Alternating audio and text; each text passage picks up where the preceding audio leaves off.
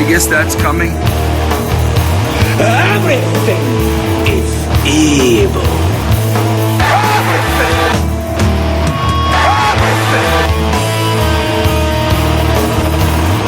Professional wrestling is a fight. How are you doing this evening, gentlemen? Listen up, wrestling fans. That's right, listen up. This is Strong Honor, where we talk about New Japan Pro Wrestling and Ring of Honor Pro Wrestling. My name is Tommy Stryker, host of the show. Joining me this week, as usual, is Taco. What up? And Joe is back in studio this week. What's up? And we got our predictions. This is our big predictions episode and preview for Wrestle Kingdom 12. We're not going to do an episode of Strong Honor next week because Ring of Honor is showing reruns, and quite frankly, by the time we usually record this on Wednesdays, and so there's really going to be not much to add to what we're going to talk about Everyone's today. Be too busy watching highlights and getting too excited. Right. By the time this would drop on a Thursday, that's Wrestle Kingdom Day anyway. It's also Rusev Day, consequently, but that's a different podcast for a different discussion for a different time. But by the time a show would drop next week, it would be pointless. So we're doing our preview predictions for Wrestle Kingdom this week. We'll talk a little bit of Ring of Honor TV at the end of the show as well as the Young Lions Cup. That's finally wrapped up, and it was pretty predictable, but I want to get into it. It's kind of fun to talk about.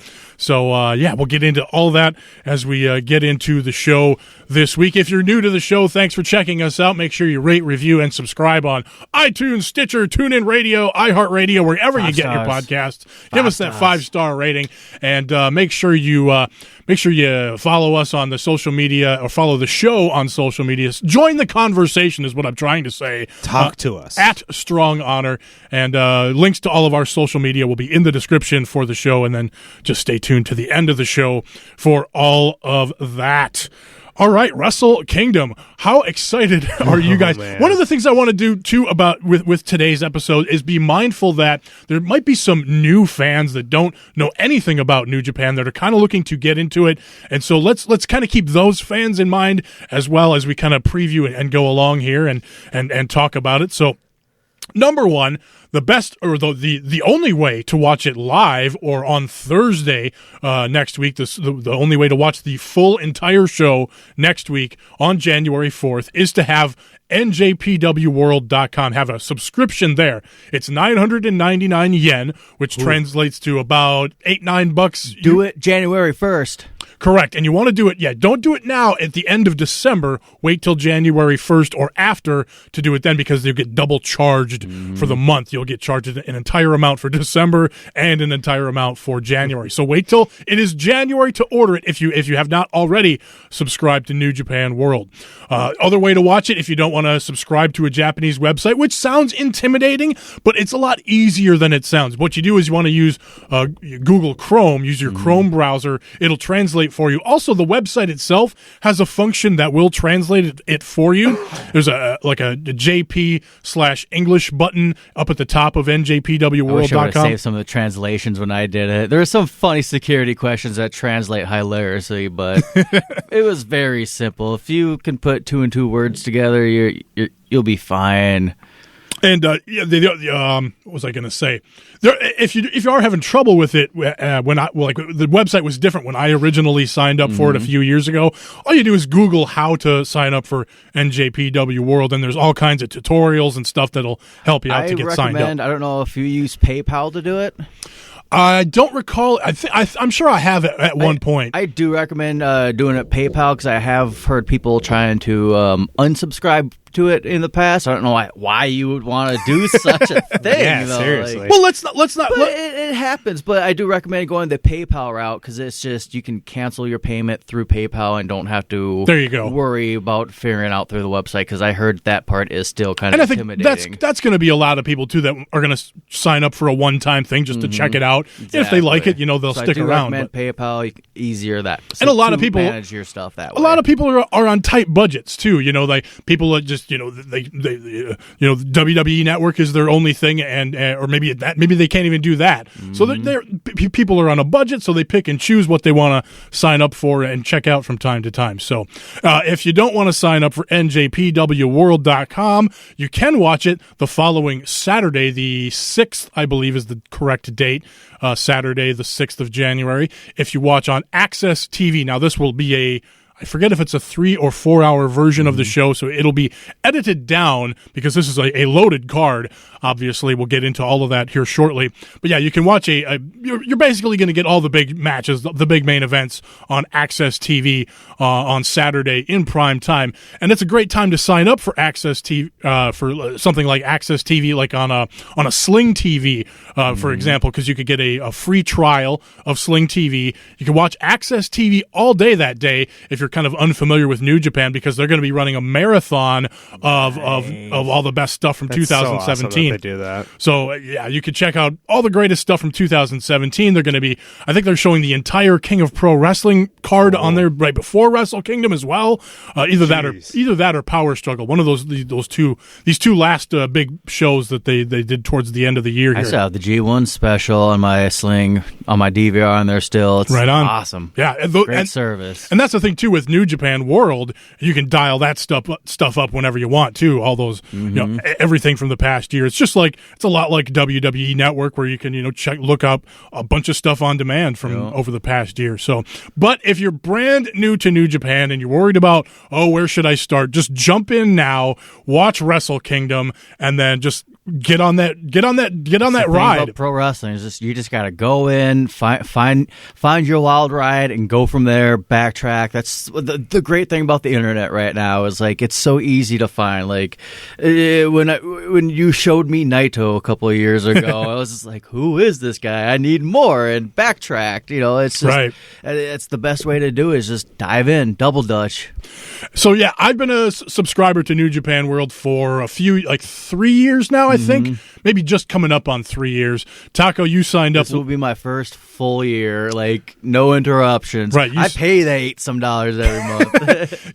You signed up for last Wrestle Kingdom. Joe, you're not a subscriber to Wrestle Kingdom, but you follow casually. You're obviously on the podcast. We're talking about it. You're familiar with all the storylines. Oh yeah. So I mean, I watch whatever, honestly, what I can. Using Twitter, the English YouTube is a big help. Even if half the time, sure, I don't get full matches, but I get the highlights too. Right. But I get full, behind the scenes interviews. I'm seeing them with English subtitles.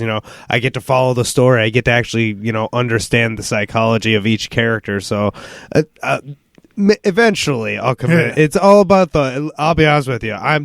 You can call me whipped or whatever, but we're paying off the house, so I cannot afford New Japan and WWE. Real with you though, I do maybe spend more time going on the English website or NJPW World 1972 than I actually do on NJPW 1972. Yeah, 1972. Than I do the actual NGPW World, just because there's this I'm not watching all of the Young Lion tournaments or nothing like that. I'm still in the fast forward mode because there's so fucking much to watch. There really is a lot of content. I do like to see that content on YouTube of them translating their promos in the back now, and the interviews. So it's just there's so much more to see in the back now too that you get elsewhere. So it is very easy to keep up. Yeah, that new NJ or the new English YouTube channel, like you said, Joe, is a really great resource, and it's free, so you can follow along really easily. And I want to get back to what you were saying, Joe, about not being able to subscribe to all of this stuff. That's a lot of people's situation. I don't want to shame anybody who's overwhelmed and that's what this podcast is for, to just keep people up to speed on all this crap that's going on, because it is a lot. And so not everybody is blessed enough to be able to subscribe to 100 different things or whatever. Well, with this new Trump tax plan, I should be able to afford it next year. Yeah, you never know. That'll be a really good thing for Joe coming up in 2019. Okay, let's get into the actual card and our official predictions for Wrestle Kingdom 12. We got the prediction sounder over here on Strong Honor for once. That's a first time One thing I was kind of thinking that was funny today coming into the podcast studio was like, think about like, I wish I had a photo of us at the beginning of the year. There probably would have been 1, 2, maybe 3 WWE related shirts. There's not a single piece of WWE merchandise being worn right now.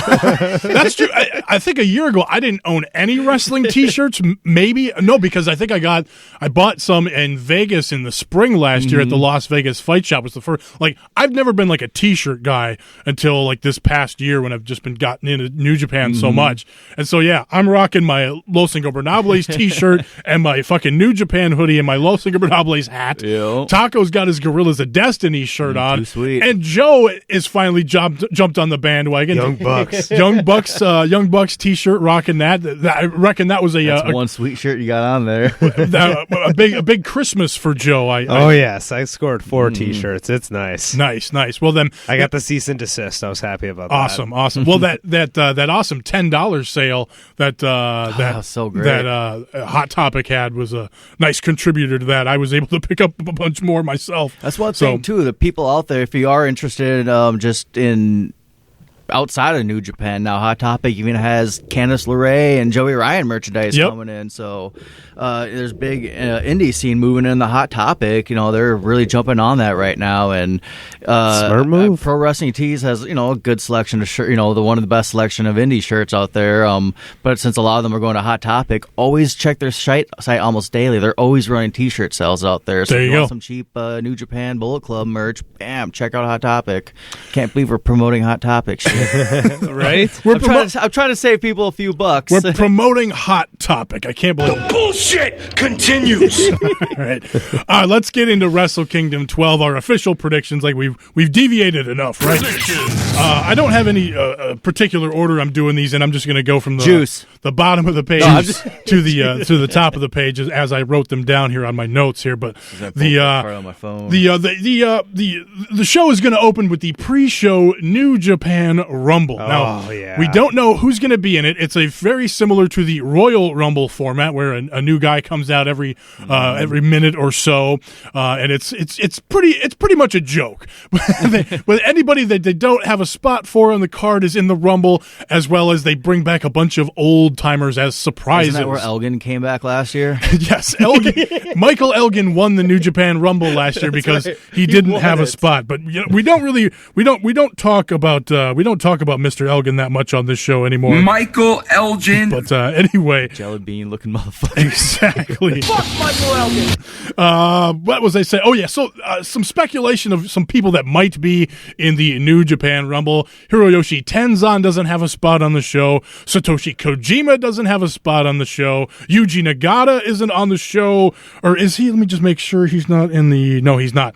Manabu Nakanishi. So all of those guys probably in the Rumble, as well as some perhaps some surprise returning stars. I know Scott, like Billy Gunn. Well, Billy Gunn and Scott Norton were in it last year, so I'm hoping for no Billy Gunn this year, but you never know. I was about to spit that out. You just beat me to it.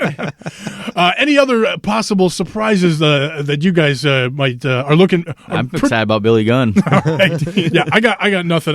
It'll be a fun little pre-show Giant thing. Gonzalez. So, Ellsworth. There was rumors that Dolph Ziggler might be going to Japan now that he's vacated the U.S. title, and Nakamura's been talking about it here and there, talking about, he's great, he's going to go to Japan. So maybe Dolph Ziggler shows up in the New Japan Rumble. Highly doubtful. Let's go from there to the Never 6-Man Gauntlet match. The current champions just won the titles. Bad Luck Fale and the Gorillas of Destiny, Tama Tonga and Tonga Loa. They just won the titles from Evil, Sonata, and Bushi.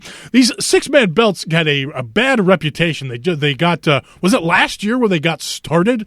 Or was it? Yeah. That or it was I think it might a have little been bit earlier than that year. Well, it started at Wrestle Kingdom. And so I can't remember if it was last year's or the year before.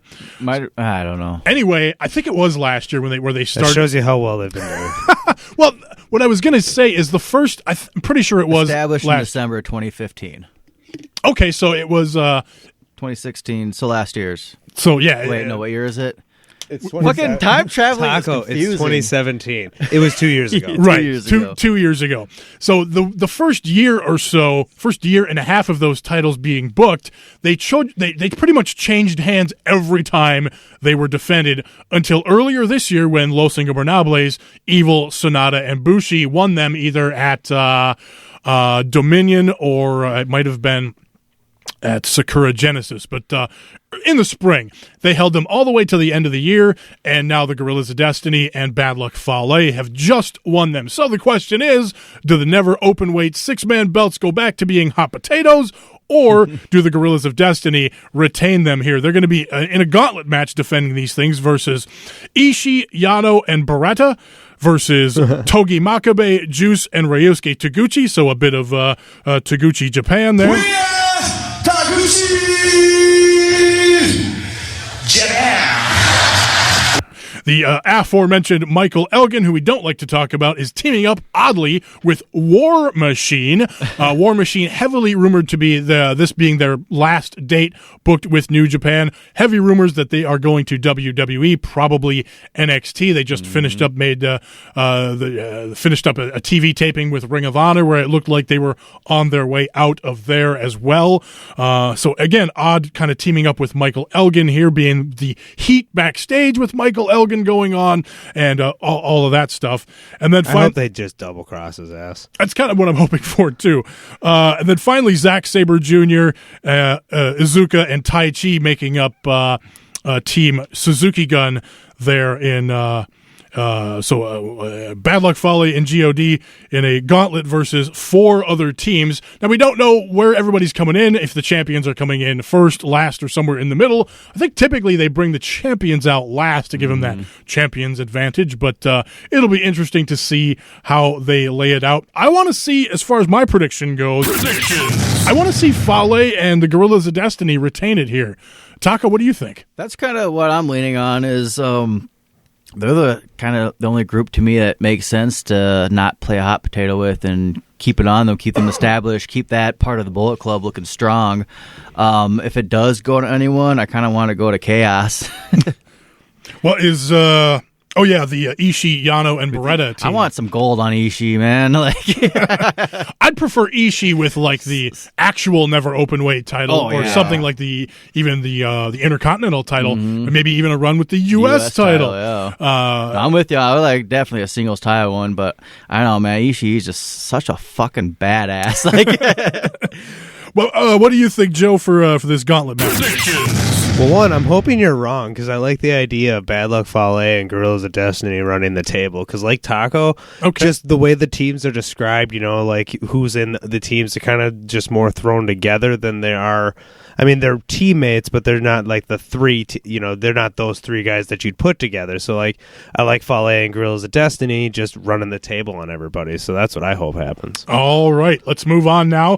Cody versus Kota Ibushi. At one point, this was going to be for the Ring of Honor Championship, but at Final Battle, Ring of Honor lost the title to Dalton Castle. I enjoyed Kota Ibushi's post-match promo after one of those last Korakuen Hall shows. He talks about, I don't get it. He was going to be he was supposed to be the champion. I was looking forward to challenging for the belt, and now he doesn't have the belt, so none of this makes sense. But I'm looking forward to facing him and beating him in the match anyway. So that's that kind of a fun response there. That's what we're all thinking. A lot of people, the big speculation going into this match, of course, is the situation between Cody and Kenny Omega. Of course, they've been building little bits of tension here and there on being the elite. Cody poisoning potentially Kenny Omega, but covering up by saying that Flip Gordon was guilty of the offense. So Cody being very dastardly, being very much a heel throughout this thing, and then Kenny Omega, especially now with this Chris Jericho storyline going on, very much the babyface in the company. So the interesting difference there inside the Bullet Club, the separation of factions. I know, Taco, you alluded to when we were talking about this last week with the Married Marks, how or maybe it was it was Richard from the Married Marks talked about the Gorillas of Destiny possibly siding with Cody on this whole thing because of what happened during the G1 Climax last year versus when it was Tama Tonga versus Kenny Omega. Tama Tonga kind of talking some shit about the Elite. So there's a little bit of there was some friction there during the G1 Climax. So there's a lot of interesting pieces going into this, and now that Cody does not have the Ring of Honor Championship, I think that frees up some room for some skullduggery, some possible other Bullet Club members getting involved on Cody's behalf. I could see that upsetting a guy like Kenny Omega with his past relationship being in a tag team with Kota Ibushi, but kind of having this love-hate relationship with Kota Ibushi as well. So a lot of fun stories in this match here. My official prediction, I'm going to predict, and I don't like this by any means, I'm predicting Cody with a lot of shenanigans here, upsetting Kenny Omega and continuing to cause that rift in the Bullet Club. Taka, what's your prediction? You know, I'm leaning on Ibushi on this one. Like, he at least has to come out fucking just dominating him this whole fucking match. Absolutely. You didn't bring a championship to fight over this. This is meaningless now. So, like, Doesn't Ibushi make has to any go sense. in there with fucking just rage. Like, fuck you. We're on Wrestle Kingdom. We're fighting now. So, I'm going to say that Ibushi needs to lay in an ass whooping on Cody. Joe, what do you think? I'm thinking the same thing. I think Ibushi's just going to beat the shit out of him. But in the same sense that you were thinking that there would be the skullduggery, I think because Cody loses, like he loses, his, confidence, Kenny Omega's not believing in him as any kind of Bullet Club leader, whether it be America, whether it be here or there. It's going to put that doubt in his mind that Cody just ain't up to the job. It might be one of those WWE situations too, where you get a post-match beatdown, and that's where some drift is drawn in a little bit. That's certainly a possibility too, I reckon. Cody can get away with that a little bit. That's the nice thing about him being there. Sure. The Killer Elite Squad defending their IWGP Heavyweight Tag Team Championships versus the World Tag League winners Evil and Sonata, members of Los Ingobernables. Ingobernables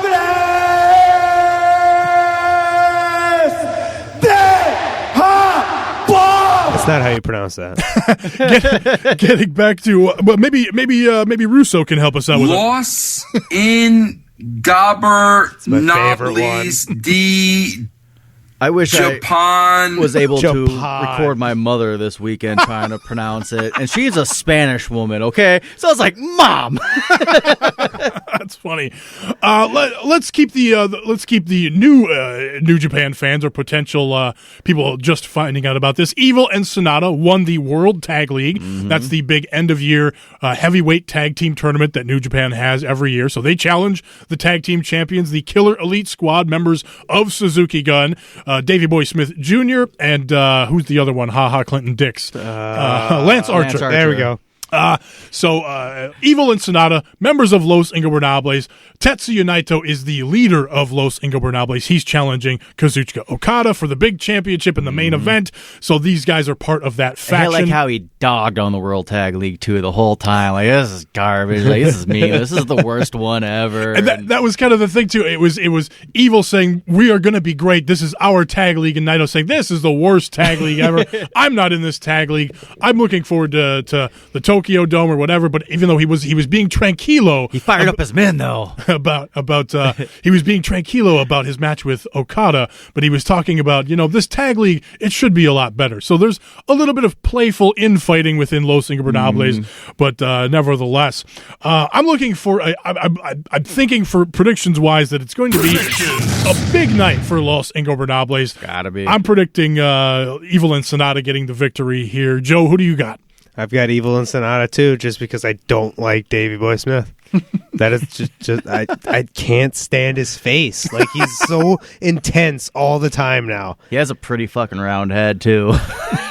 Well, and he's super tan. And I've talked about how every time Lance Archer comes out and starts spitting water everywhere, I'm just like, fuck this guy. I can't stand that shit.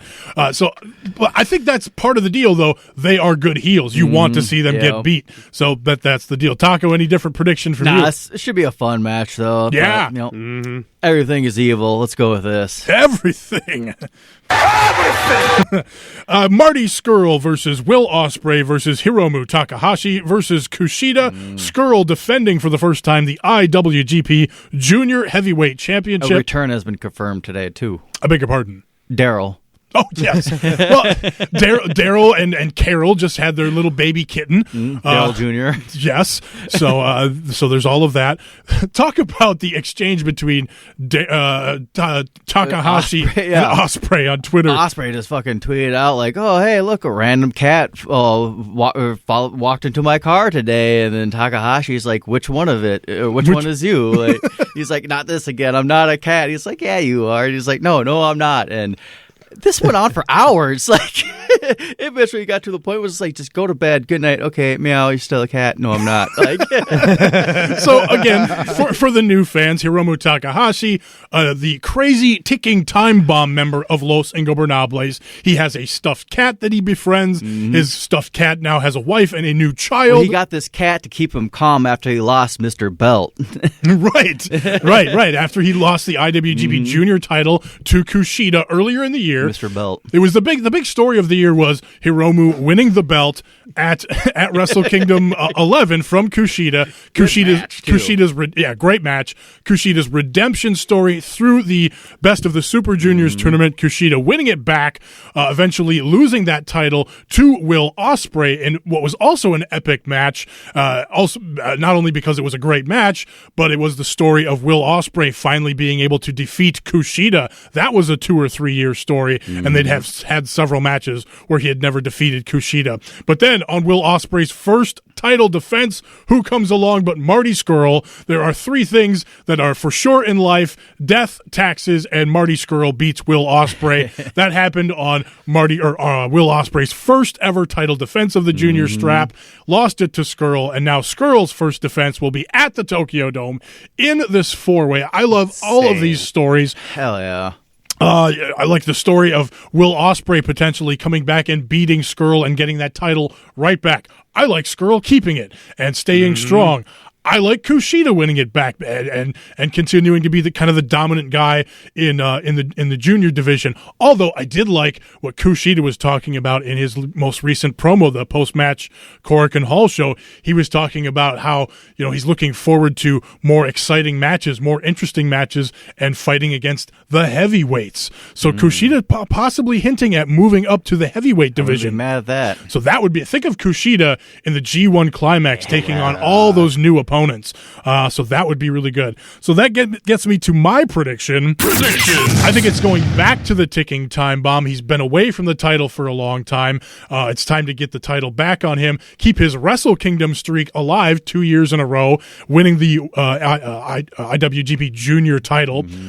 So I like that story. And then Ospreay and Scurll can continue their little scuttlebutt off to the side and continue to have a good story between those two in that junior division as well. And hopefully Ospreay and Scurll continue to work for New Japan going forward. I think Ospreay's deal ends sometime in the spring. Not sure about Scurll's at this point. But again, I like Takahashi. I like the Los Ingobernables. Joe, what do you think? Predictions. I think Ospreay's still going to work with them on a regular basis. So I like picking Ospreay. I'm so excited for this match. This would be so good. God, I'm so excited. I'm with you, though. I think Takahashi is the one that gains the most out of this match, walking out of the title. He did such a great job keeping the interest on him and keeping himself excitable with a fucking stuffed cat, so it's just exactly. But he still had some great matches too over the summer too, so not to take anything away from him, but right now you got Skrull going off being a champion, and like other companies trying to help them build up their thing, and then he's kind of dicking around with the Ring of Honor stuff. So and he was a pleasant surprise winning the championship in the first place. Like, it was like, oh fuck, awesome. And you got like Ospreay, who's trying to like build up the Australia scene right now too, and he was a guy that signed with Ring of Honor same time as Marty Scurll, but had a lot less appearances, it seemed like, in Ring of Honor than Marty Scurll did. Obviously, Marty Scurll blowing up with the Bullet Club was a big part of that, but Ospreay's Ring of Honor run this past year or so has not been as notable as Marty Scurll. Yep. So interesting there. And then Ospreay, like, I don't know, he's in a good spot where he doesn't need that championship right now with the New Japan, situation. And Kushida, I'm kind of bored of him in this spot. Like, he puts on great shows, great performances, but his spot right now, he's at the peak he's going to be in this weight class, I guess. So, Takahashi is my lead right now. I want to get back to what you said about Ospreay not necessarily needing this championship. I think that's been one of the big complaints about the New Japan booking, is that Ospreay is such this awesome talent, known worldwide for his awesome matches, especially with like Ricochet, but New Japan just hasn't quite given him that push. He just finally won that title earlier this year, and so a lot of people, I think, are looking for that big Ospreay push. But I'm with you. I'm not feeling it here. He's like a Ricochet to me is like another name you just brought up. Like, he solid worker. I cannot complain about anything he really does in New Japan. He shows up, puts on a great show, whether it's a 10, 20, 30-man tag match that they do over there, or a one-on-one match. But would I put a singles championship on him? Maybe a never open way. Well, that's the thing, is like guys like Ricochet and Ospreay. Well, that's the thing, is Ricochet didn't really have that big time commitment. I don't think, not in the same way that Ospreay has. Like, Ospreay signed like the big either 2 or 3 year deal, and so I think a lot of people were expecting a big Ospreay push, and that kind of never came until Ricochet also had that fucking Lucha Underground shit over his head too. But I kind of view those guys like, yeah, you guys are great performers, great workers and everything, but you're kind of you're the fingers of the group to kind of latch onto those other fans to kind of lure them over a little bit. Sure. And again, it's New Japan Pro Wrestling. They're going to want to push the Japanese stars, the homegrown stars, the guys that came up through their system. Phenomenal year with them last year. Right. That's the thing, is Ospreay and Ricochet have had really great years, just not the championship push, but have gotten over. Looking at the win-loss record is one thing, but just watching the matches is a completely different thing. Like, we talk about a guy like Evil, who had a really good G1, but didn't win a ton of matches, but had some really great performances in that tournament. Same thing, like you said, about Ospreay and Ricochet in the Best of Super Juniors. Both of those guys standouts in the tournament, but maybe didn't go as far as we would like them to go. Who was in the finals of the Best of Super Juniors? It was Kushida, and was it Ospreay? Yeah, it was Ospreay, because he was trying to go for 2 years in a row. Right. That's what I'm saying, like, championship, I don't think of him a championship. And again, I loved that story where fucking Kushida just kept beating Ospreay, and then finally Ospreay beat Kushida. So if you pay attention, this is one thing that's great about New Japan, is if you pay attention to these stories, these wins and losses along the way, it tells a story that pays off eventually. We'll get into about Naito's story later. I'm a big fan of that, the long con. Like, I love long storylines as long as they make sense too. But you also have to be patient. Yeah, it seems long at times, mainly in the WWE's court in some situations, but it's like sometimes you just gotta wait it out, like, and then kind of backtrack and look at it and be like, oh fuck, that was awesome. And New Japan, their culture is more patient when it comes to that stuff, though. Right. Well, and it's the simple booking. It's paying off things that happened in the past. Just at things that either WWE tends to rush, or they forget about things that happened in the past at all. They'll do an entire storyline arc within 1 3-hour show, whereas New Japan can stretch something out over an entire year or a couple of years. Quick example is just like the Rollins, Ambrose, and Barr feud. It's been going on for almost a year. I like that though. Yeah. Like it's just like that's a good feud right there, and we get a lot of that with New Japan. It's just the pinfalls and the wins matter. Like you're gonna remember that so and so pinned so and so 3 times throughout 2-year span, and oh shit, that guy just so happens to have the belt now. Like it's phenomenal. I love seeing that. So okay, back again. The 4-way. I picked Takahashi. You were Takahashi. Ospreay. So 2 Takahashis and a Will Ospreay. So either way, that's going to be an awesome match. Another awesome match. This one should be very, very good. The Young Bucks versus Roppongi 3K. Roppongi 3K just won the junior tag tournament and just won the IWGP Junior Tag Team Championships from Ricochet and Taguchi.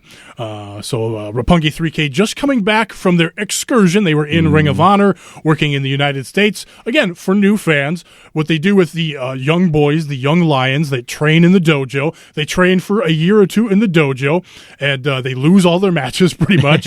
And then when they're ready, they go on excursion. They go overseas. They get seasoned. They work for other companies. They gain experience. I like that they have very minimal movesets that they can use too. Yes, when that you're is such an awesome when you're when you're a young lion, you're only given a very small moveset. You can do elbows and slaps and chops and kicks and drop kicks and Boston crabs, and that's about it. So I like it though. It's just that do it over, wax on, wax off, wax on, wax. I just perfect your art, and that's how you're doing it. And again, it's not about the moves. It's about going out there and selling, firing up, showing that fighting spirit, and getting over with a limited amount of moves. Because if you can get over with a small amount of stuff, then think about what you can do once you have even more moves or whatever, even more of a repertoire. So that was the case here. The Roppongi 3K, the former Tempura Boys, coming back to New Japan. They're getting the big Pantera Boys. They're getting the big push coming back, which I do like. The gimmick is it feels a little bit off kilter for the guys. They don't really feel like the party boys that they are portraying, which is maybe a 2017 thing, not really linking up with Rocky Romero's vision for the Roppongi 3K. But I like what they do in the ring. I like the moves, and I'm interested to see how far they can go with this team. So Roppongi 3K, the current champions, taking on the Legacy Junior Heavyweight tag team in the Young Bucks. Of course, the Young Bucks, worldwide known. If you're listening to this show, you probably know who the Young Bucks are. Young Bucks. This should be a very good match. The Young Bucks have talked about winning the junior title, the junior tag titles one more time, and then moving up to heavyweight. Personally, I'm so torn on which way to go on this too. I'm going to let you guys predict first, because I rocks. You want to go first? I'll go first. Go for it, Joe. I'm actually picking Roppongi 3K because I'm kind of going in your side. Like I'm on the line here, but what I see is they're planning that big show that they want to put together in the United States. I think they really want to focus back on the United States a little bit this year. Sure. Just because last year they blew up. The Hot Topic deal, everything. They're all over the fucking place. Now they don't necessarily need to be going that many dates, and that's not a bad thing. We're gonna get more quality matches over quantity, So I'm picking Roppongi 3K. Taka, what do you think? Yeah, I'm on the 3K train. It's just let these kids come in, keep them strong. I like what they're doing too. Young Bucks, they want that last run. Don't give it to them. Move on up. We need more from you guys at this point. But I believe it was the Married Marks said last week that. Sorry, hit that one by mistake. They didn't say that. But that side of the Bullet Club, I don't think they're going to have a great night either. I think the Elite's going to have, they had such a high year for their banks, for their wallets and match-wise. So I think kind of set them off, put a kink in the armor a little bit and set them off foot. And, I think the Elite's going to have a rocky start to the year. And the other half of the Bullet Club, the Too Sweet side's going to kind of be too sweet. I'm going to go the opposite just because. Because fuck you guys, that's why. Because I kind of like the story of, the Young Bucks have been in the junior division for a long time. They want one final run.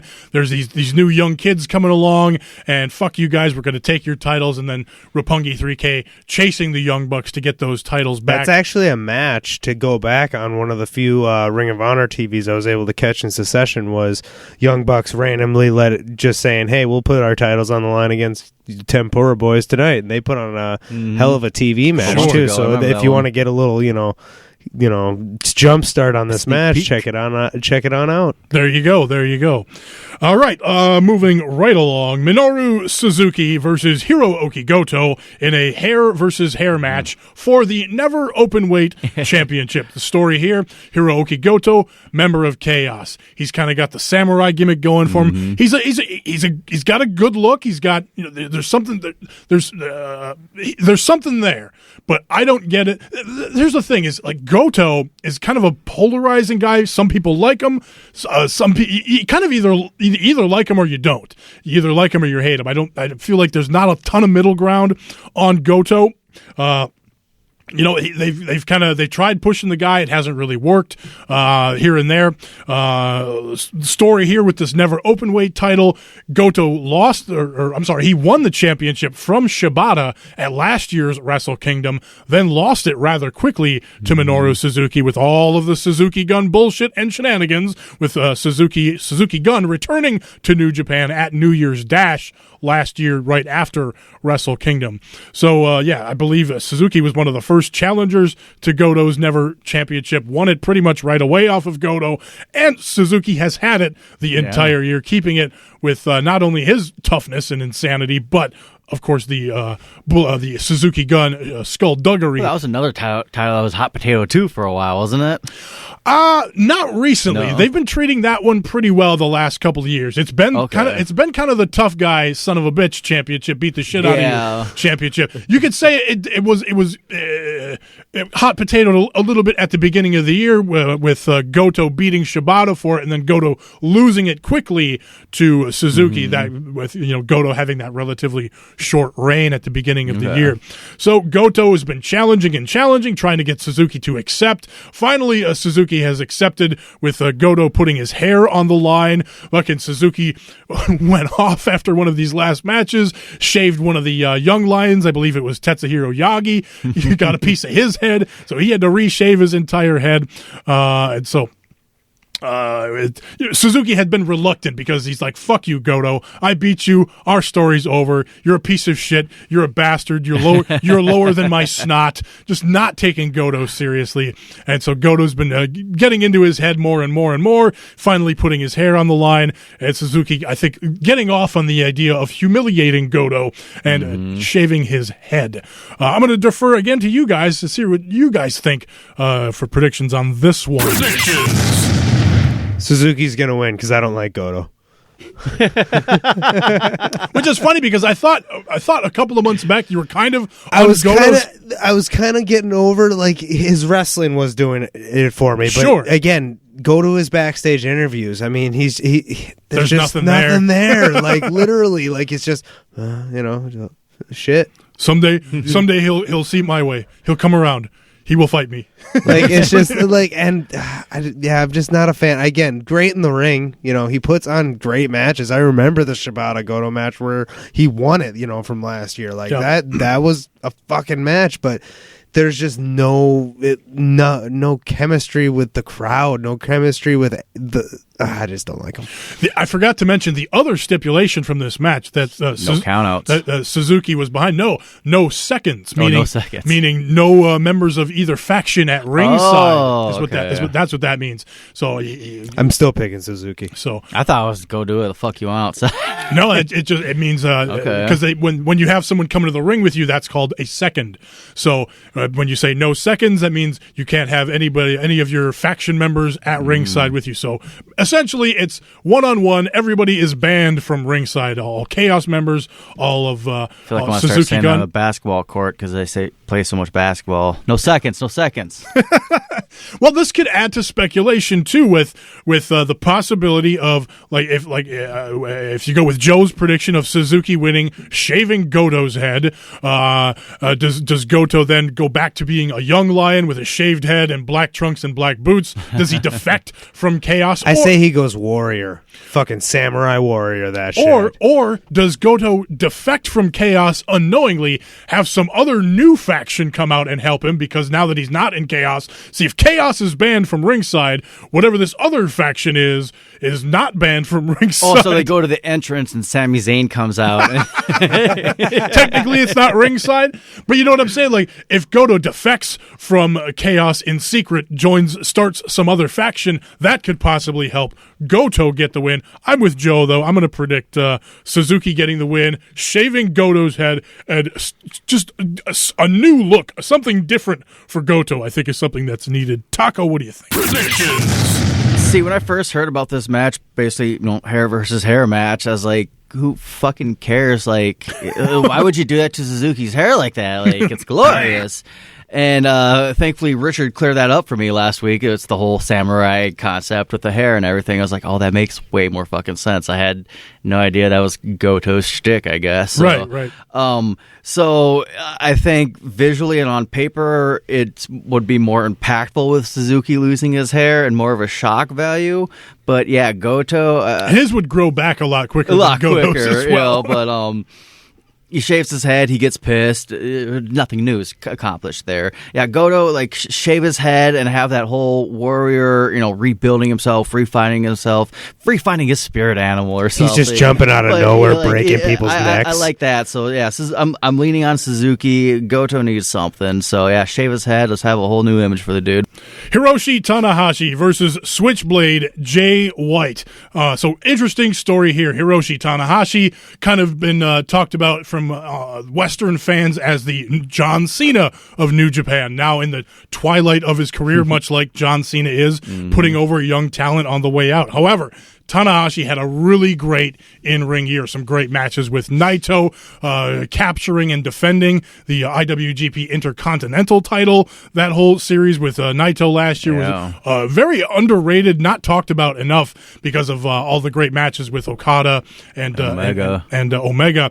So those matches kind of flied under the radar, but very, very good matches. Even the backstory to that one was fun to watch. Correct. It was, again, getting back to the Naito story of it all, Naito resenting that Intercontinental Championship, so that when he won it at Wrestle Kingdom from Tanahashi last year, he did nothing but disrespect it. Tanahashi wins the title back at Dominion, and he's been defending it ever since.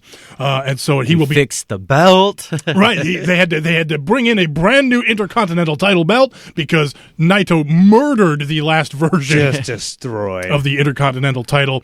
And we'll talk more about the Naito story as we get to the main event. But Tanahashi taking on another young lion coming back, Switchblade Jay White, spent about a year or so with Ring of Honor. Had some good matches, some decent matches, looked good in Ring of Honor. They did a good job in Ring of Honor of pushing Jay White and presenting him in a good way. He didn't have any championship runs, but had some good matches and was presented well in Ring of Honor. Didn't have the Switchblade gimmick either. Right. The feather penis. He was representing his native.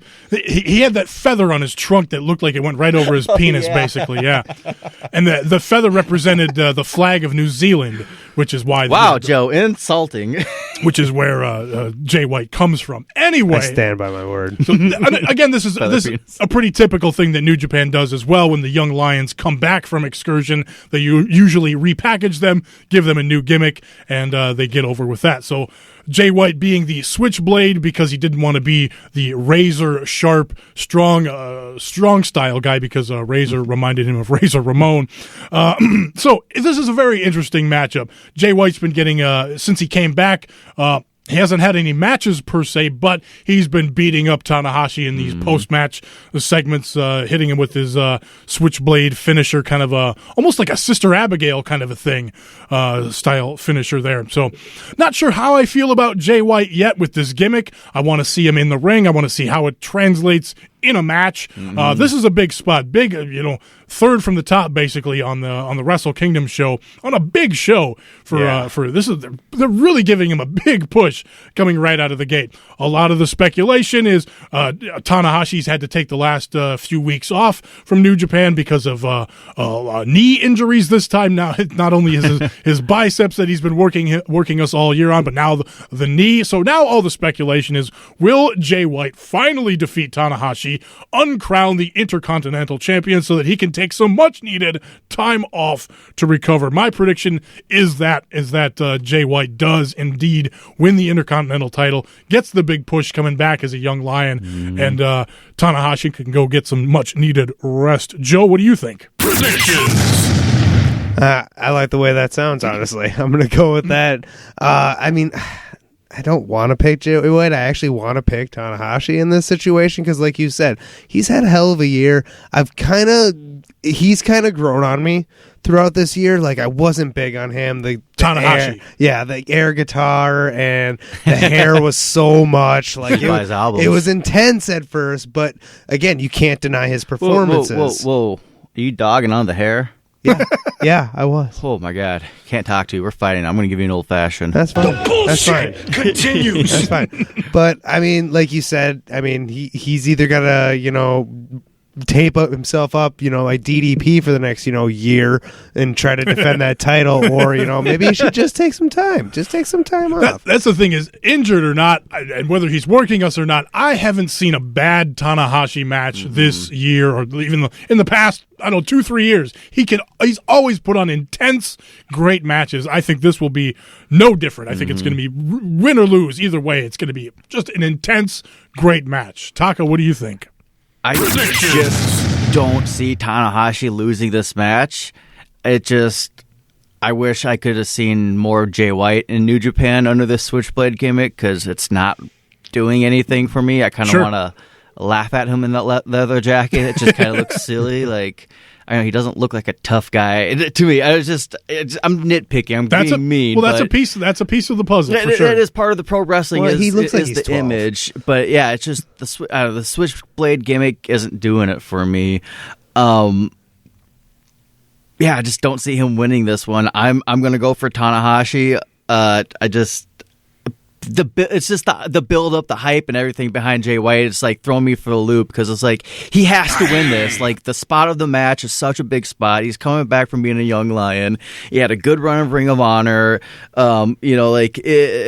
This is ideally like how Tanahashi should lose the championship, is to someone like this, someone young, someone who, you brought that prestige. Well, Naito brought the prestige kind of back to the championship, but both of your... There is an interesting story there with Tanahashi, though, because like Tanahashi's been kind of this main event gatekeeper. It took Okada several years to beat Tanahashi at the Tokyo Dome. It wasn't until 2 years ago when that finally happened that like Okada was kind of like finally, okay, he is the new ace. He's the new face of the company, basically. And it took until he could finally beat Tanahashi. Like, he would beat Tanahashi at G1 Climax or other big shows, win the title from him, whatever. But it wasn't until he could defeat Tanahashi at the Tokyo Dome, cross that off his list. So there's definitely a possibility of Tanahashi getting the win here and saying, hey, young man, not quite yet. Because, I mean, Tanahashi just had that epic win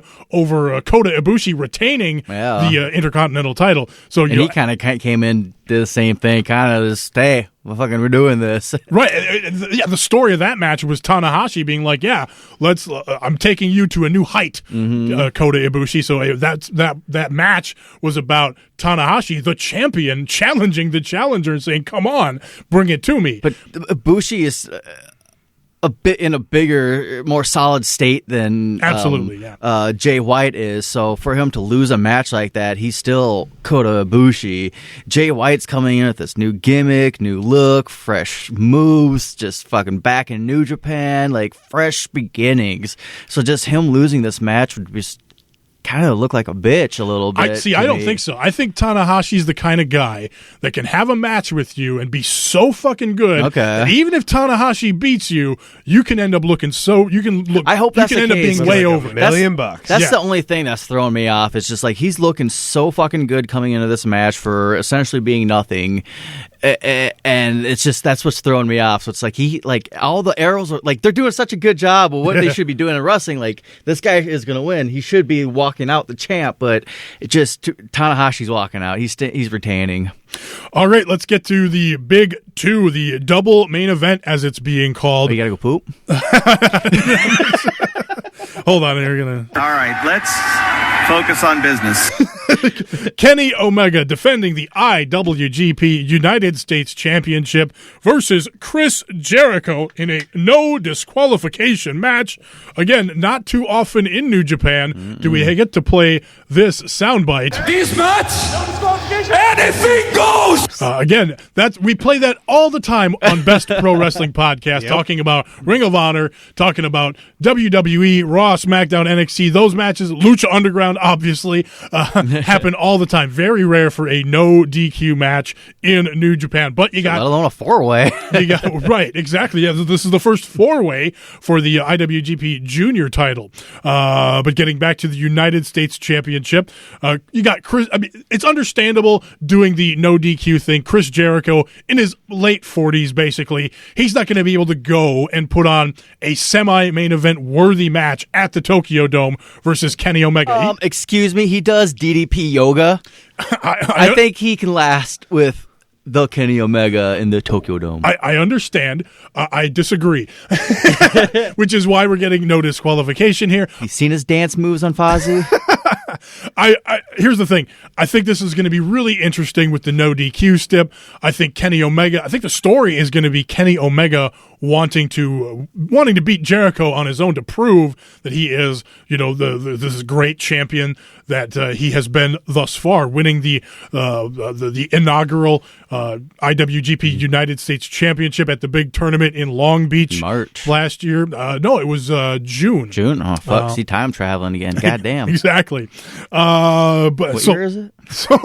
So you got the story of Kenny having the dominant year with the United States Championship. You got the story of Kenny Omega having the great matches versus Okada at the beginning of last year. Of course, losing both of those. Well, he lost the Tokyo Dome, went to the 60-minute draw with Okada at Dominion, and then in the G1 Climax, defeated Okada in less than a half hour because it's a half-hour time limit in the G1 Climax. So, technically, Kenny Omega has an IWGP Heavyweight Championship rematch coming his way, but with him being the United States champion, no reason to have that championship match. So that's obviously coming at some point down the road. So now we get into the speculation of what's Chris Jericho's role here? Is he coming in to work more than one match for New Japan? Is he going to work several dates for New Japan? We got the New Japan show coming up in Long Beach, California, again in March this year, just a couple of weeks before WrestleMania. Does Jericho wrestle there?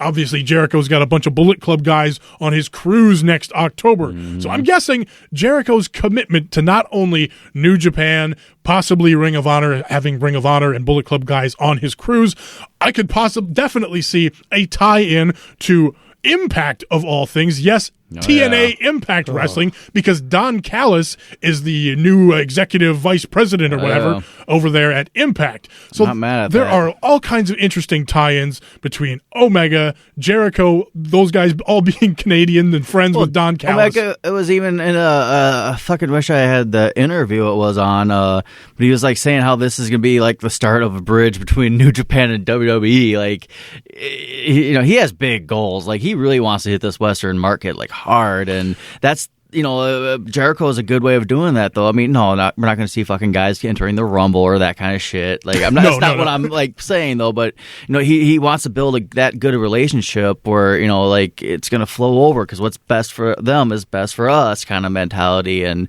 I mean, just look at this past year. Just the wrestling business in general. Like, it's been so fucking good. And that's something a lot of people obviously are speculating on as well, with Jericho's he just came off one of his best WWE runs. Well, they're ever. still promoting him too. They're still selling Chris Jericho merchandise. They're still tweeting Jericho. Like, it just shows you that kind of respect. Don't burn your bridges. You said a couple weeks ago, this prime example. Don't burn your bridges. Like, the respect that Chris Jericho has in this fucking business is just so fucking great. Like, and that's why I like him going to New Japan and doing this fucking move, because to me it's clearly not a for Chris Jericho move. It's a benefits Chris Jericho move, but it's for the wrestling world move. Like, so much good is coming out, not for him, not for Omega, but for the fans and the business as a whole. And it's just like, that's why he is the greatest of all time.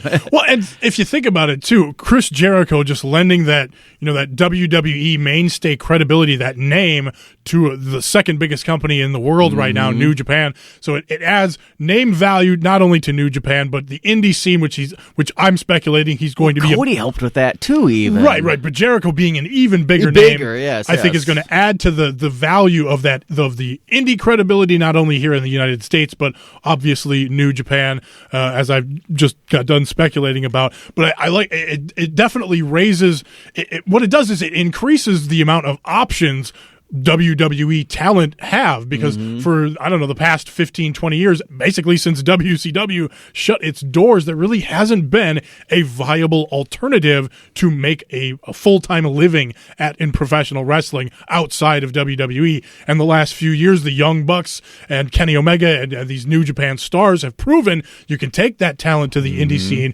pair it with working for New Japan, and look at Joey Ryan of all people. Absolutely. Like, he's sponsored by a fucking porn website, and he's making it comfortable. Like, he's, like, a lot of people look at him a laughing stock, and it's like, dude, he's doing what he loves, and he's fucking. Oh man, dude, that's gross. His wallet's comfortable. Like, exactly. How can you dog on that? And Bullet Club, New Japan, all these guys are getting mad props for their wallets right now. But I gotta look at someone as silly as fucking a guy sucking on a lollipop every fucking night, and that's how you know the business is fucking good. Like, all right, let's get it back to New Japan. Kenny Omega versus Chris Jericho. Before we get to the predictions, let's talk about these fun angles that they did going into this. Kenny Omega got attacked by Chris Jericho. Jericho hit him with the belt. Got some red going. Bloodied him up. Kenny Omega bled. We haven't seen blood in New Japan in forever. So that was a big part of the angle. Of course, the press conference where so fucking great. Omega got his revenge and sneak attacked Chris Jericho at the press conference. Jericho threw a fit, threw a table at people. Who throws a table? Yeah, tore up reporters' notes, saying, "What was he saying?" Anyway, it doesn't matter. But yeah, just that entire scene, it's just such a simple angle, but just makes it so exciting. Just a lot of fun. Oh, absolutely. Like, I mean, there's no reason to not be excited for this match. Like, you could be just a Kenny Omega fan, and you're finding out he's gonna fight a fucking, a multiple heavyweight champion. I mean, it's Chris fucking Jericho. Like, who thought, like, again, this was gonna happen? And oh God, it's just so tough to pick too. I mean, I know Jericho has his, commitments, but like, I want to see him win it. All right, well, let's go with the official predictions. Joe. As much as, like I said, I want to see him win it, I think Omega's winning this. Like you said, he's committed. I think he's just overcommitted. And I mean, the Fozzy rules apply to New Japan just as much as WWE in this situation. And it builds Kenny Omega's credibility when we do build up into the IWGP heavyweight title match. Tago. Which I think will be title for title. Yeah, it would be kind of, oh God, man. Like, it's going to be such a fucking awesome match. But, it would seem kind of odd for the WWE sports entertainer guy to come in and just win over Omega after the great year he's had, but I also like that tension going in on Omega too. Like, how the fuck did I just how did I fuck that up? And just like him like fucking losing his mind over losing to Jericho. Like, I kind of want to see that. And then he's emotionally distressed because he has this shit going on with the Bushi too. So it's just like and who knows? Maybe that might be a little factor too. Earlier in the night, shit going on with the Elite and Ibushi going on, it's gonna fuck with his head a little bit, maybe. I see Omega retaining in this one just because it'd be so odd to see Chris Jericho just come in, grab the title, but at the same time, that's a Chris Jericho thing to do. But yeah, Omega. I'm going to go the opposite of you guys, and here's how I got there. Number one, I just want to be contrarian to what you guys are saying, but the reason why a no DQ match always favors the heel, always favors the heel. And again, you've got the story of the Cody thing going on. All of this has been building and building and building for months. This rift between the Bullet Club and Chris Jericho would be the perfect. I mean, think about it. Cody Rhodes, out of WWE, joins the Bullet Club. Now there's this rift between Cody and Kenny Omega. Cody being the sports entertainer. Cody being this dastardly heel in Ring of Honor. And now Kenny Omega, he's had these great matches. He's the IWGP US champion. He's representing New Japan as one of its newest champions, and he wants to prove that he is the best in the company. He's defeated Okada in the G1 Climax after having two phenomenal matches with him last year. It's gonna come down to the rift between the Bullet Club, the fact that it's no DQ. I hate it. It's gonna be so much heat. The internet is gonna be screaming and blowing up, and it's gonna be so much heat. And the Hot Topic's gonna sell out of all the T-shirts when Chris Jericho joins the Bullet Club and joins Cody Rhodes, and they kick out the Elite of Kenny Omega and the Young Bucks, or however they do it. And it could even be. That's the thing too. Is it could be subtle shenanigans at the Dome show, and then really blow up at New Year's Dash. New Year's Dash is the day after the Tokyo Dome, where they do a bunch of shitty tag matches, but they fucking do all these crazy fucking angles that set up everything going on further going down the road in 2018. I hate it, but I can see it now in my head. No disqualification. WWE guys coming in and taking the United States Championship away from Kenny Omega, who the Japanese fans are on his side. He's like the most popular gaijin foreigner in New Japan right now. He's a babyface in New Japan. He's the most over guy in the Bullet Club, and so for the Bullet Club to turncoat on Kenny Omega, I think is a big story going forward. I want to predict Kenny taking the title and winning triumphantly at the Tokyo Dome. See, I don't. I want to predict Jericho winning the title and fucking Kenny losing his shit. Like, because they could certainly do it both. They could have Kenny win at the Tokyo Dome, and then the next day at New Year Dash, they shoot the angle where the Bullet Club blows up. That certainly is a possibility. But yeah, I just decided. For prediction-wise, I would just go the opposite so we get the whole story in there, because it really could go either way. And I hearken back to when AJ Styles came into WWE at the Royal Rumble, and his first big program was with Chris Jericho, and they built it up to WrestleMania, and what happened? Chris Jericho fucking beat AJ Styles at WrestleMania, and it was like, God damn it, can't they do anything right there? It makes you feel better. Fandango beat Jericho at WrestleMania, but... Right, well, no, that makes me feel worse, because you're going to have Fandango beat fucking Chris Jericho and not AJ fucking Styles. I'm getting all smarky over here now. My fucking neck beard's starting to itch. So we gotta. My favorite thing. Sidebar. It's Jericho related, but my favorite thing about the Y2 AJ thing is they purposely released those shirts for a week just to trick the audience into thinking they were an actual tag team. It's like, Jericho, you are such a dick. I love it. Like, it's brilliant marketing, man. Like, yes. So a lot at play here. See, because of what I just talked about with Jericho beating AJ at WrestleMania, it makes me. Well, New Japan does things right. They're not going to have this old ass man come in and have this match with fucking Kenny Omega and have Kenny Omega lose after building up this brand new championship. They're going to give it to Chris fucking Jericho. That's ridiculous, but I think it's probably going to happen. I don't know. All right, finally, the main event. Make no bones about it. They're calling this thing a double main event. The main event is Kazuchika Okada, current reigning defending IWGP heavyweight champion of the world, defending against the Los Ingobernables de Japón leader Tetsuya Naito. Yeah. Great story here. This goes back to, Naito and Okada were young lions together, basically. So this goes all the way back to then. But the first time these two met for the title was 4 years ago at Wrestle Kingdom. Same story. Naito won the G1 Climax, and it was supposed to be Naito versus Okada at the Tokyo Dome in the main event.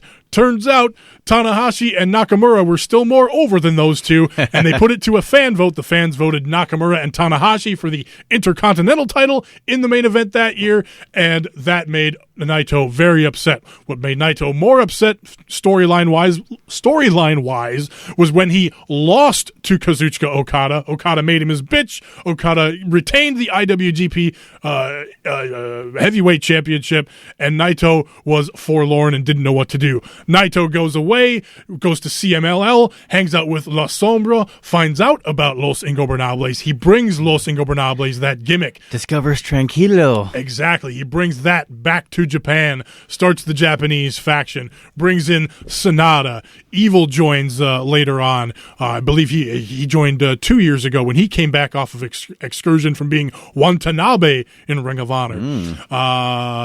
Evil, Sonata, Bushi joined, and the latest member who joined last year, Hiromu Takahashi, the youngest star of the junior division. So that's your Los Ingobernables. Did he come off a young lion thing? Yeah, exactly. It was the same thing. Takahashi did his excursion mostly in CMLL, which explains why he has the great feud with Dragon Lee. So, and they did a little bit of that in Ring of Honor, but mostly his excursion was in CMLL. Sure. So again, the CMLL tie probably being part of why Takahashi was added to Los Ingobernables when he came back. So Naito, having just disdain for that Intercontinental title, stealing his main event, and him losing to Okada, him starting Los Ingobernables, earlier this year he finally wins the Intercontinental title. He hates that fucking title. He throws it around. He destroys it. He treats it like shit. Doesn't give a fuck about the title. Tanahashi finally wins it back from Naito so that title can regain some notoriety, but then Naito goes on to win the G1 Climax. Now Naito is one of the most over people in the company. Los Ingobernables, despite being acting like heels, kind of, they still have competitive one-on-one matches. They don't engage. They ain't afraid to fight each other when it comes to business, and they don't engage in skullduggery and interference like your Suzuki Guns do or like your Bullet Club used to. So Los Ingobernables, pretty much one of the biggest babyface factions in New Japan. And again, it's not like WWE where they bang you over the head with who's babyface and who's heel. They just go out there and do what they do, and when they get over, they don't have to change. They just are who they are because they fucking got over. Right. So again, like Okada has, conversely, the other side of this story, Okada, like I said, he got cemented as the ace of New Japan when he finally defeated Tanahashi at Wrestle Kingdom 2 years ago. Had the epic matches with Kenny Omega. Has held the championship throughout this year. So I think he's the longest reigning. He is the longest reigning IWGP champion at this time. Had a phenomenal year. All of his matches were great. All of his title defenses, every single one of them. He had one against Bad Luck Fale, and it was great. Bad Luck Fale is this big lumbering doofus, and he had a great match with him. Couple of great matches because Fale defeated. Oh, no. I'm thinking of somebody else. But anyway, yeah, had great matches throughout the year. So Okada is on this amazing run. Now Okada's been acting cocky. He's been acting like a prick a little bit, and Naito's coming in, just chasing that championship and saying things like, "Is Okada still going to be the Rainmaker after I take his title? What will Okada still shine if he's not champion? He's been champion so long. What will Okada be like when he is not champion?" So, $1 million question. it really feels like it's going to be Naito. Naito has lost and lost and lost. He's finally got some momentum here this year. Does he lose again? Is this another Tanahashi gatekeeper storyline? Does Naito have to battle for years and years to defeat Okada? Or is this finally Naito's crowning moment? I believe it is. Predictions. I'm predicting Naito walks out of Wrestle Kingdom with the IWGP Heavyweight Championship, cementing a great evening for Los Ingobernables, with Hiromu getting the championship, Evil and Sonata with the tag championships. So a big night for Los Ingobernables in my mind. Taco, what's your prediction? Predictions. I'm pretty much in the same boat with you. LIJ is going to have a awesome fucking night. I'm going to be rooting Naito all night long, but I think I'm going to go for broke. I kind of want to go for the shock value and just say Okada. That would be something. Because exactly, I mean, the story, like I said earlier, with the Omega Jericho fight, or no, the Jay White fight, like all the arrows are pointing to him to win.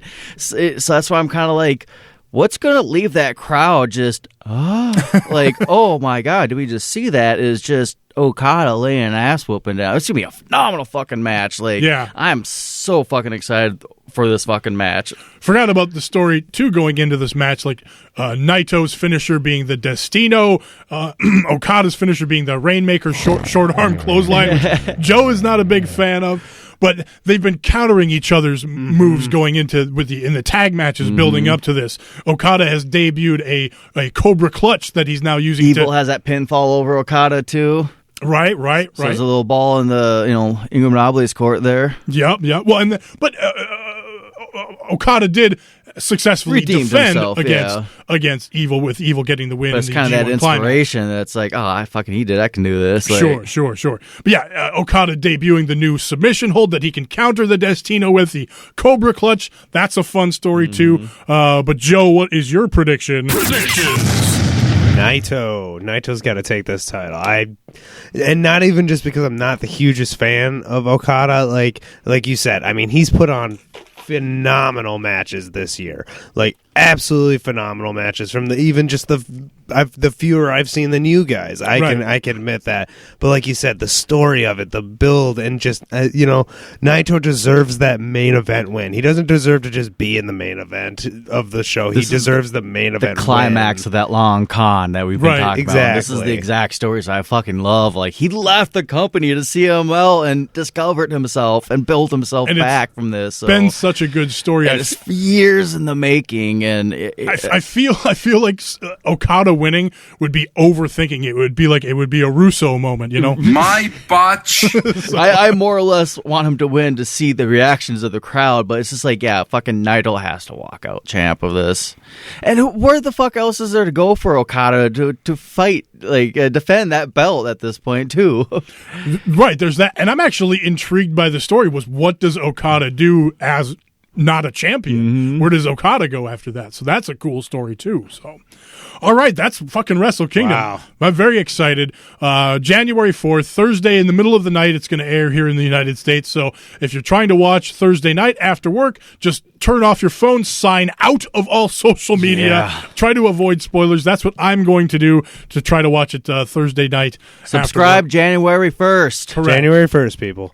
All right, let's get into some lesser interesting subjects, but fun nonetheless. The Young Lions just wrapped up their tournament that they had. They did their own round-robin style tournament. That's what the G1 Climax, as well as the Best of the Super Juniors tournaments are as well. The round-robin tournaments where you fight. There were 6 Young Lions in the tournament. Everybody fights everybody, and the winner with the most wins is the winner at the end. So it came down to the, as most of these tournaments do, first of all, it was booked very common sense. The more experienced Young Lions typically defeated the less experienced Young Lions. The one exception was Katsuya Kitamura did defeat Hirai Kawato, which made for a very interesting last day of the tournament.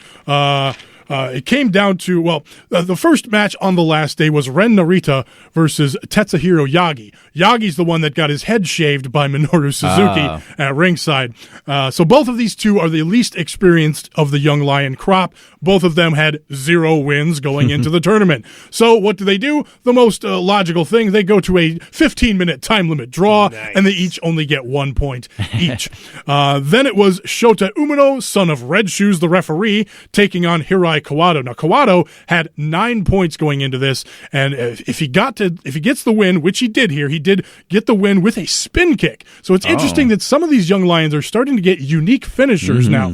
Kawato won with the spin kick, which got him to 12 points, which tied him with Kitamura. But since Kitamura already beat Kawato, he is eliminated. But Oka had a chance to also tie Kitamura, getting to 12 points, and Oka was defeated by Kawato. So there was a possibility of a 3-way tie if Oka defeated Kitamura in the main event.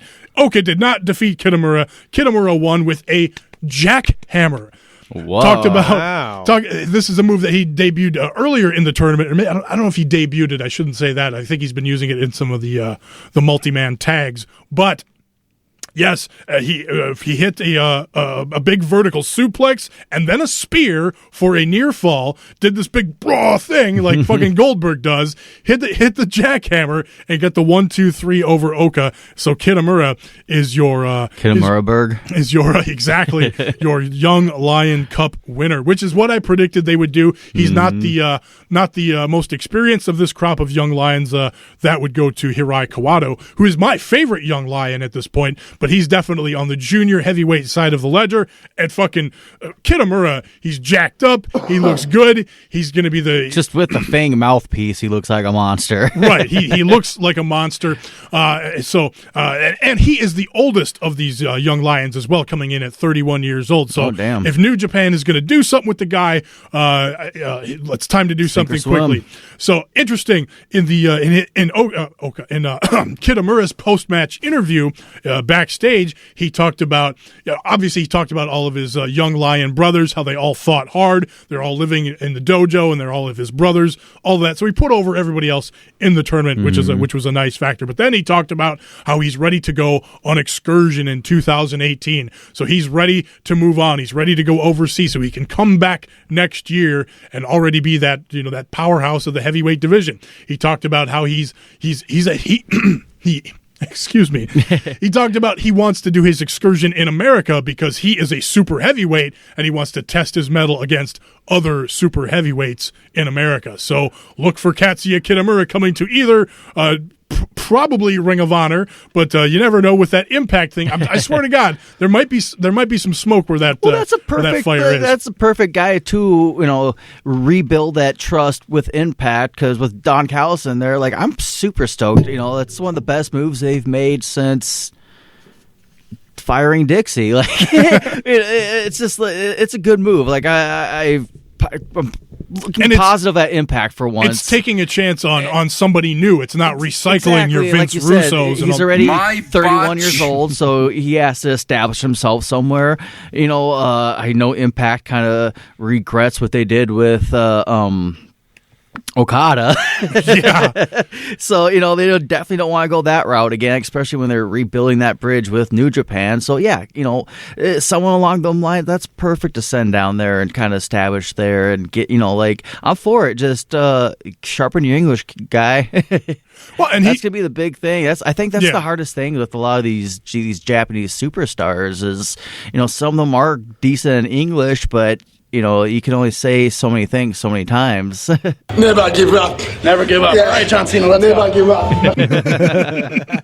He's getting better. He got to use some English there, teaming up with David Finlay in the Young Lions Cup, and going to America will help with that aspect as well. I don't know at what point Asuka was with her English, but she's way better than Nakamura is, and I thought Nakamura was better than he is. Well, and Nakamura was already quote unquote fluent with English when he came to America. Yeah. He just, his ability to speak English words isn't as good as, Asuka's had great coaching down at the Performance Center, whereas, Nakamura he got brought up a little bit quicker than she did, and probably didn't have that same kind of coaching quite possibly. So So there's that. Let's wrap up the show with a little bit of Ring of Honor talk. We haven't talked Ring of Honor TV in a couple of weeks here. We talked, about, of course, about the big Final Battle pay-per-view last week with the Married March, but we didn't touch on last week's Ring of Honor TV, which was largely uneventful except for the main event last week on Ring of Honor TV. You should really go out of your way to watch it. It's The Elite, the Young Bucks, and Kenny Omega versus the Best Friends, Chucky T and Beretta, teaming up with Rocky Romero. So Bullet Club versus Chaos, if you're following along from New Japan. Just a really good match. But I mean, obviously, you hear those names and it's like, oh my God, that must have been phenomenal. It was really good. Yeah, check that out. From last week's Ring of Honor Second that notion. TV. This week's Ring of Honor TV, not exactly go out of your way to see kind of stuff. You don't like the dogs? There was the story of the show was this 10-man Christmas surprise. So they took the main eventers from Final Battle and gave them mystery partners. They had me hooked the whole episode. Oh, it was a fun. They had me hooked. It was a fun story, but nothing you got to go out of your way to see. But it was fun. So yeah, Cody and Dalton Castle are opening gifts and finding out who their team members are going to be under the tree. But they do the pro wrestling thing where they don't show you who the names are. They don't reveal the actual names until the end of the show. So Cody's like, does this guy even work here? And he's very disappointed because I didn't get to team with any of my friends, and I don't like Christmas. Christmas sucks. I like, too, that he brought up, too, like, oh, last year I did this and I had to team up with Cheeseburger. Like, right. So that's what kind of hooked me. I was like, oh, is he going to team up with Cheeseburger again? That'd be really funny. Right. So they finally get to the end of the show, and he goes to the ring, and he's complaining again to the crowd because he doesn't get to team with any of his friends. I hate Christmas! So it ended up being Cody teaming up with Scorpio Sky, who did actually turn heel at the pay-per-view. He ended up teaming up with Addiction at the Ring of, or at the. It's gonna help him ruin everything. Final Battle pay-per-view. Scorpio Sky, Josh Woods on Cody's side, as well as Chris Sabin and Punishment Martinez. And then on the other side, teaming with Dalton Castle is Silas Young, who Castle feuded with earlier in the year, Hanson from War Machine, Jonathan Gresham, who is a lot of fun, and Marty Skrull, another member of the Bullet Club, on the opposite side. His friend? Exactly. Cody's one of Cody's best friends. So, again, this was a lot of fun. Josh Woods and Dalton Castle had a nice amateur exchange or whatever in the match. Hanson. There was a lot of like missed suplexes and moves in this match. Oh yeah, they dumped each other on their heads a couple of times. It was brutal. I think they might have been giving each other a couple of receipts in there. That's certainly a possibility. Hanson and Punishment Martinez had a nice face-off in the match. Cody and Marty Skrull tease fighting, but they end up hugging after getting pushed into each other a little bit. Let's see here. The Marty Skrull train again. Yes, oh, man. They do the big train spot where everybody is running into Scorpio Sky in the corner, but every time Marty Skrull comes around, Scorpio Sky ends up kicking Marty Skrull, but all the other teammates end up hitting the move. Scorpio Sky, Cody, Punishment Martinez, Hanson all hit huge dives out of the like Hanson came off the top rope and dove onto the floor. So crazy dive spots. It was Dalton Castle getting the win over Scorpio Sky with the bangarang after hitting a bangarang on Cody just before the finish. Just picturing Hanson and Killian Dane staring each other down. Yes. Also, as you alluded to on this show, the Dogs took on the debuting Simon Grimm and Flip Gordon. Simon Grimm, the former Simon Gotch from WWE, from the Vaudevillains. Odd partnership here with Flip Gordon, I thought. But the story kind of here was the Dogs. Will Ferrara dressed up like Rudolph the Red-Nosed Reindeer in the match. Again, I kind of like that the Dogs don't exactly get along, and that's part of their offense is him just throwing Rhett Titus. Just throwing Will Ferrara around like a little dog. Yes, yeah. They do get the win. The dogs do. With Ferrara hits Grimm with the loaded present to the head, and that leads to the victory. We never found out what was inside that present, but obviously it was something enough to knock especially out. with how fast it flew out of his hands when he hit him with it. Was a stack of vaudevillain shirts.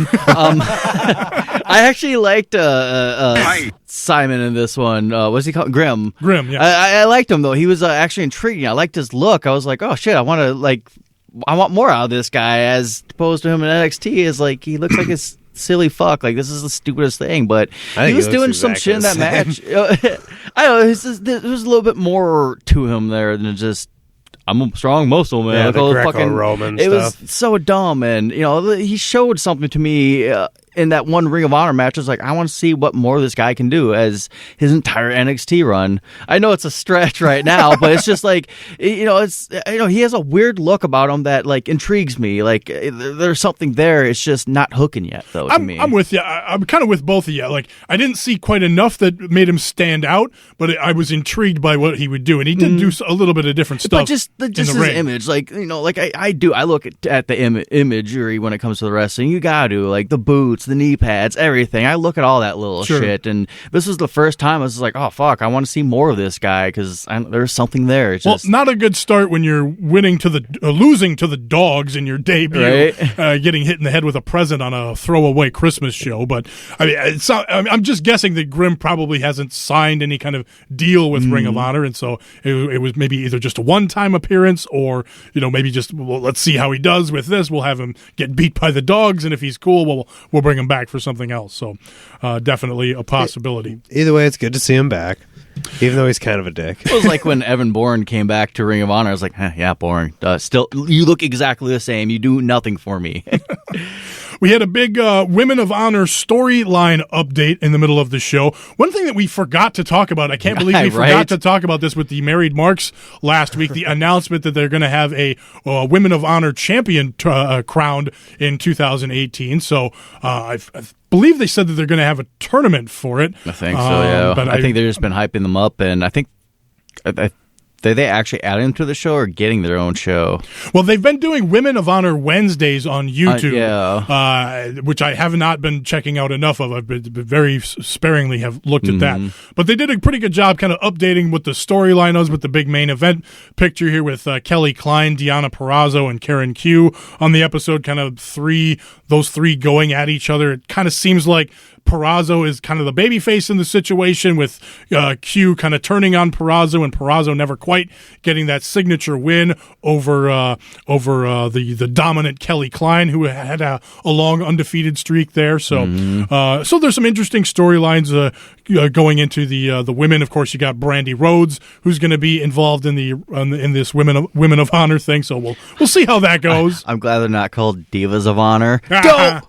Well, speaking of Brandy Rhodes and last week's Ring of Honor TV, Brandy Rhodes was on the Coleman's Pulpit segment last week, and she kind of threw some shade at old Coleman over there on the pulpit. So a decent little Coleman's Pulpit segment from last week. So I just thought I'd bring those up. Pass. I like the design of the belt too. Looks good, and they updated the heavyweight title too, and that looks good too. Right. All right, well, I can't think of a better way to end the show than with the Kojima tweet. Now it's time for the Satoshi Kojima Tweet of the Week. You can follow Kojima on Twitter at Cozy_Lariat, or just tune into this podcast every week for the best of Satoshi Kojima tweets. Good morning. 2017 is another 4 days. Please take good care of yourself and spend it. Let's have breakfast bread. Breakfast Bread Club. Yes. So follow the show at Strong Honor. Check us out on Facebook, facebook.com/Strong Honor Podcast. Follow me at Tommy Stryker, spell Stryker with a Y, and check out our other podcast where we talk about NXT, Raw, SmackDown. It's called The Best Pro Wrestling Podcast. You can get that on bestprowrestlingpodcast.com as well as Strong StrongHonor.com. Taco, where can people find you? Ooh, follow me on Snapchat, Twitter, at HGREV Taco. And you can follow me at Joe BPWP. That's at Joe, Best Pro Wrestling Podcast. Thanks. Make sure you rate, review, and subscribe on iTunes, Stitcher, wherever you get your podcasts. And check out Wrestle Kingdom and look for our reviews coming up in a couple of weeks here on Strong Honor. Thanks and bye. Adios. Peace.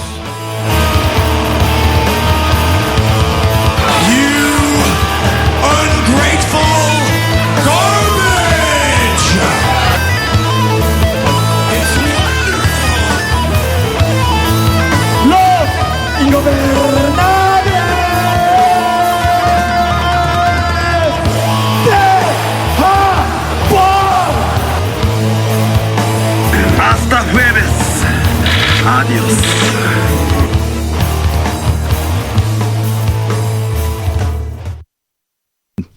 Right on. Hiroshi Tanahashi versus Switchblade. I just died. You are dead. DED. Dead. Well, welcome back. He's got to water up. He's got to water up, people. Oh, man. Lube it up. I just died. Down the hatch. Life's better lubricated. Oh, we should have got... beer. I have some. Let's see here. 45. Okay. 45. Exactly.